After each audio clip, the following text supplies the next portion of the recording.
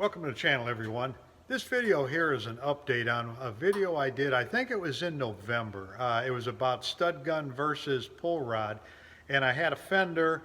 I took and drilled some holes, showed you how the pull rods work. I soldered up the holes, and then I took a couple of welding studs on the stud gun, put those on the fender, pulled out a couple dents.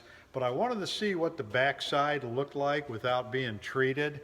So that was, like I said, I think November. I set that fender outside and I've got it sitting right here right now. So this is beginning of May. I just brought this in.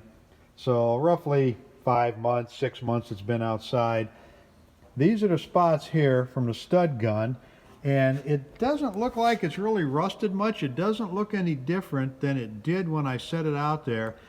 And when I stood it up outside, I had it leaning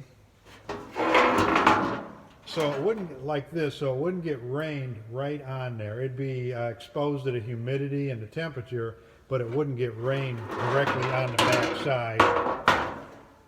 And it doesn't look too bad. There's a little bit of rust. Now these are the holes that I soldered in, and I don't see any rust started around there. I don't see any effects from the flux, because the flux from the solder can be corrosive if you don't clean it off. And I didn't touch anything on the back side of it. I just wanted to see what it looked like. Now, if it's on a fender, you shouldn't be using either one of these methods because you can get to the back side.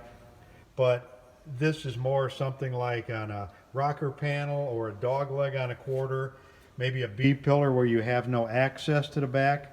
So I wanted to be able to see what it looks like, and after 5 or 6 months, this has a little bit, it's mostly a heat effect zone.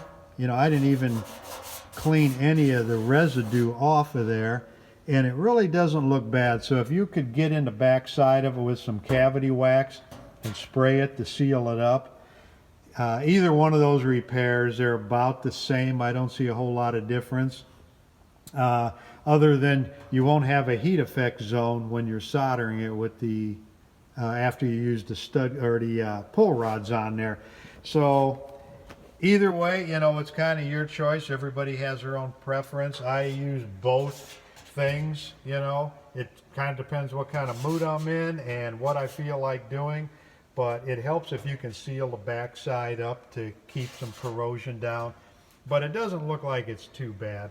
So anyway, that's what I just wanted to give an update and see how this looked on the backside. Like I said, it's been 5 or 6 months. So it doesn't look too bad. I don't really see any big problem, but it hasn't been exposed to salt. Here in Northwest Indiana, we have a lot of salt on the roads in the winter.